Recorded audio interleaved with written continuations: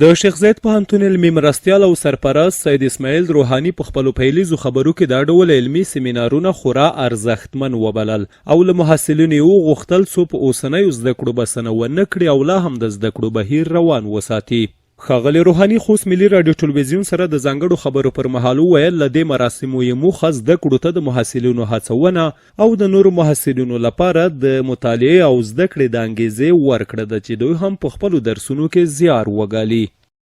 چې لله الحمد په تعلیمي مراکزو په پوهنتونونو کې په پوره کیفیت سره درسونه روان دي. ملت خلکو ته ولس ته په دې کې اطمینان ورکوو چې انشاءالله دلته تاسو بچیان چې راځي یو څه ورڅخه جوړیږي او بیا د هغه نه وروسته په پوره مهارت او مسلک سره ټولنې ته د خدمت لپاره وړاندې کیږي. نجیب الله چې د حقوقو او سیاسي علومو پوهنځي د ادارې او ډیپلوماسۍ څانګې د وروستي کال محصل دی، د ټول پوهنتون په کچه عمومي اول نمره او د سیمینارونو په برخه کې د 4 مقام ګټونکی دی. نوموړی دا راز ستاینې اړینې بولي چې محصلینو سره زده کړو ته د هڅونې په پار جوړیږي.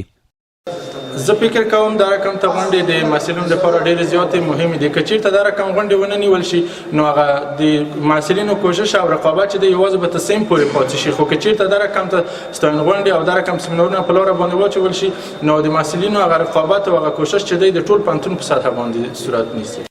د انجینرۍ پوهنځی د برق څانګې محصل حسین علي چې د ممتازو محصلینو په قطار کې ځای لري وایي د وزارت له لوري دا ډول سیمینارونه او په رقابتي ازموینو کې ګډون د محصلینو په ګټه دی. د دې څخه زه ډېر خوښ او راضي یم چې د محصلینو لپاره داسې پروګرامونه او داسې برنامې په لاره اچوي تر څو دوی وکولی شي چې د خپل سیم نه بلکې د ټولې پوهنځي ان د ټول پوهنتون په سطحه باندې رقابتي سلوک کې ګډون وکړي او د خپل موضوعاتو ته انکشاف ورکړي او په آینده کې د خپل مسلکي برخه کې چې د کوم مسلک وي او په هغه کې په ښه توګه باندې وروزل شي.